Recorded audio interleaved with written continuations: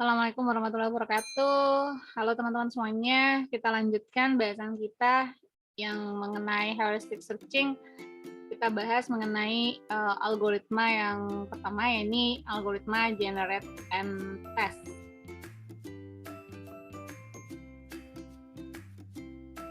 Nah, algoritma generate and test di dalam heuristic searching ini merupakan metode yang paling sederhana. Ketika ruang masalahnya ini luas, maka proses yang dibutuhkan pun akan lama. Nah, di sini sesuai dengan namanya, maka prosedurnya adalah kita generate dulu solusinya, kemudian kita akan lakukan testing terhadap solusi tersebut. Nah, di sini solusi dari generate and test dapat dibangkitkan menggunakan prosedur DFS yang sudah kemarin kita pelajari.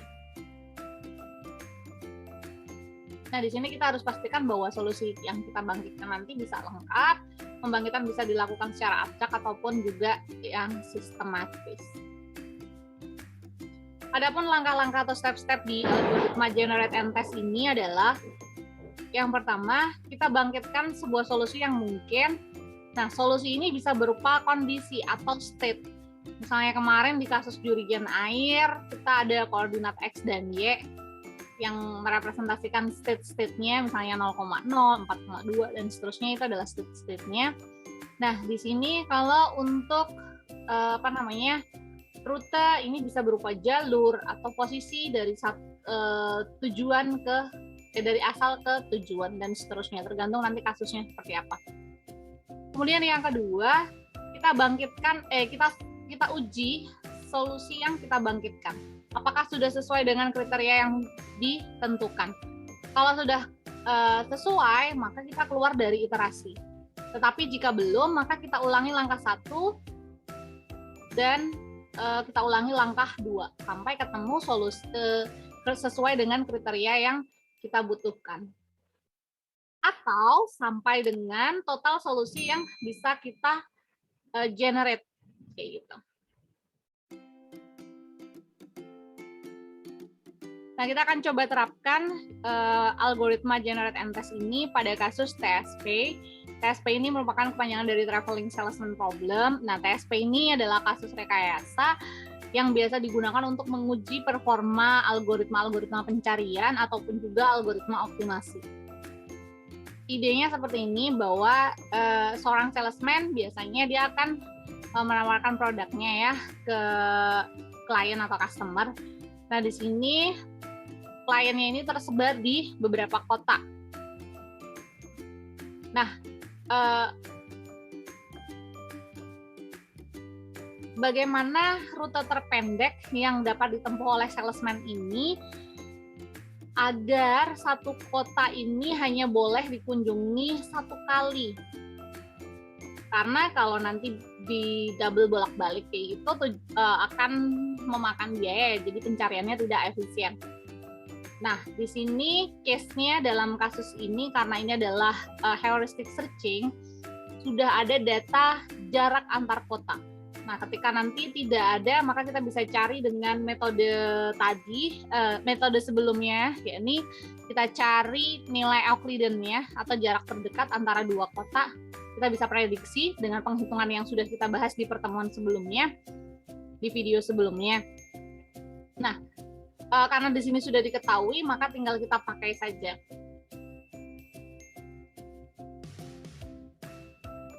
Nah, kita masuk ke step-stepnya.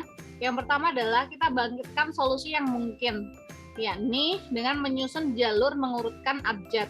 Karena tadi ada 4 kota, berarti rute yang bisa kita tempuh adalah contohnya misalnya ini A, B, C, D. A, B, D, C, dan seterusnya. Nah, di sini teman-teman, solusi yang bisa dibangkitkan oleh algoritma generate and test ini adalah sebanyak n faktorial, di mana n ini merupakan kombinasi dari n ini adalah jumlah kota yang ada, karena pakai rumus kombinasi sehingga perhitungannya rutenya adalah n faktorial.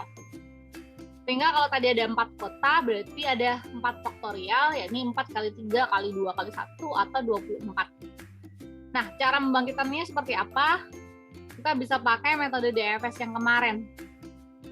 Kita susun terlebih dahulu kotanya, misalnya secara acak kayak A, B, C, D, kemudian A kita turunkan dia punya cabang, yakni B, C, D, kemudian B punya cabang, tinggal 2 lagi ya, C, D, kemudian dia punya cabang, masing-masing punya satu cabang. Sehingga kalau kita telusuri dari simpul paling kiri, kita akan dapatkan bahwa A, B, C, D, kemudian jalur yang kedua kita dapatkan A, B, D, C, jalur yang ketiga kita dapatkan A, C, B, D, dan seterusnya sampai semua simpul kita turunkan cabang di bawahnya. Sehingga nanti jumlahnya ada 24 solusi yang bisa dibangkitkan dari algoritma generate and test ini.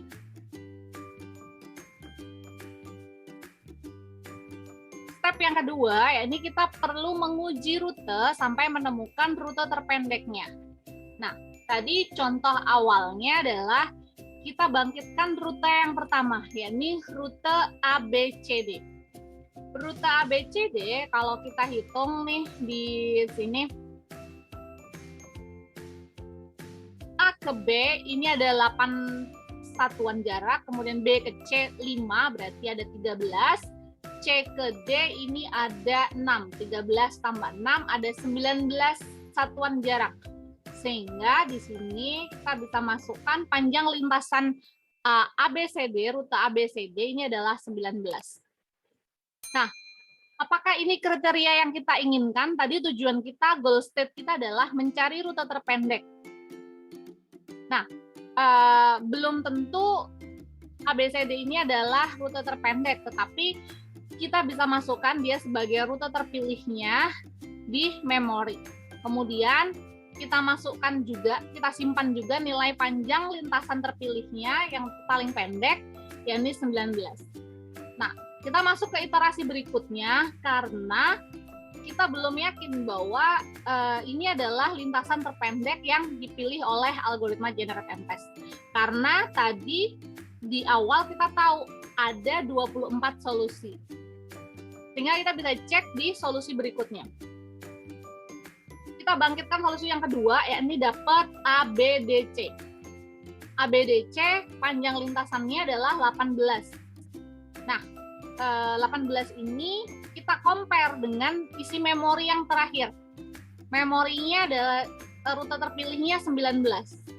Nah, di sini lebih pendek, sehingga kita perlu mengupdate nilai memorinya. Sehingga rute terpilihnya kita update jadi ABDC, panjang lintasan rute terpilihnya menjadi 18. Apakah ini kriteria yang kita inginkan? Apakah ini solusi jalur terpendeknya? Belum tentu, karena masih ada 22 solusi yang lain. Kita cek lagi, di solusi yang ketiga kita bangkitkan, yakni ACBD, dapat 12. 12 kita compare dengan 18, maka lebih kecil. Sehingga kita perlu ngupdate memori, rute terpilihnya menjadi ACBD, dan panjang lintasan rute terpilihnya menjadi 12. Apakah ini solusi yang kita dapatkan? Kita belum yakin juga karena masih ada 22 solusi yang lain. Masih ada 21 solusi yang lain. Kita cek lagi di iterasi berikutnya solusi yang dibangkitkan. Di solusi yang keempat kita dapat panjang lintasan 13. 13 kita compare dengan 12, ternyata lebih besar. Maka kita tidak perlu mengupdate-nya. Apakah sudah selesai pencarian kita? Belum ya, karena masih ada sisa solusi yang belum dibangkitkan. Kita bangkitkan lagi solusi berikutnya, ketemu 16, masih lebih besar. Begitu seterusnya kita cek sampai solusi-solusi yang lain. Nah, sampai dengan solusi 17, ternyata kita belum mendapatkan nilai yang lebih rendah dari 12. Kita lanjutkan pencarian di solusi berikutnya. Nah, di solusi ke-22, kita dapat jalur DBCA. DBCA ini panjang lintasannya adalah 12. Nah, di memori terakhir itu juga 12, sehingga sama. Maka di sini kita perlu mengupdate rute terpilihnya, menambahkan yakni jalurnya ada ACBD atau DBCA, panjang lintasannya sama. Kemudian kita lanjutkan testing berikutnya dengan membangkitkan solusi yang ke-23 dan ke-24, karena di sini panjang lintasannya lebih besar, maka kita tidak perlu mengupdate. Nah, di jalur yang ke-24, maka tadi kan sudah kita bisa prediksi ya maksimal iterasinya. Karena ini sudah iterasi maksimal, solusinya sudah habis, maka kita keluar dari iterasi. Sehingga solusi yang kita dapatkan, panjang lintasan terpendek yang diperoleh dari algoritma generate and test, ini adalah jalur ACBD. Atau bisa juga kita memilih jalur DBCA dengan panjang lintasannya adalah 12. Nah, dari sini apa yang bisa teman-teman simpulkan? Kemarin kita sudah punya 4 parameter untuk mengukur performa algoritma pencarian, yakni dari sisi completeness, apakah menjamin bahwa ditemukannya solusi bila solusinya memang ada.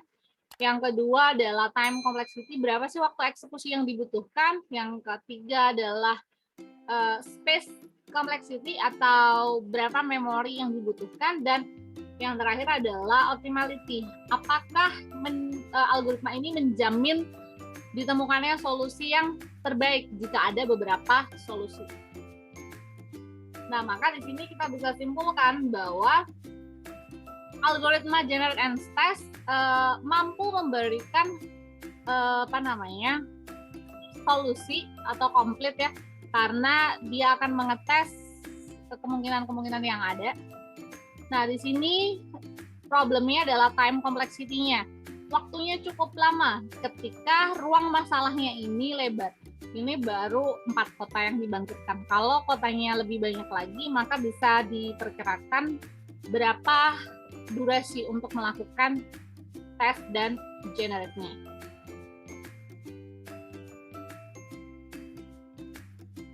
Nah, nanti dari kelemahan algoritma generate and test akan diperbaiki di algoritma yang kedua, yakni algoritma hill climbing.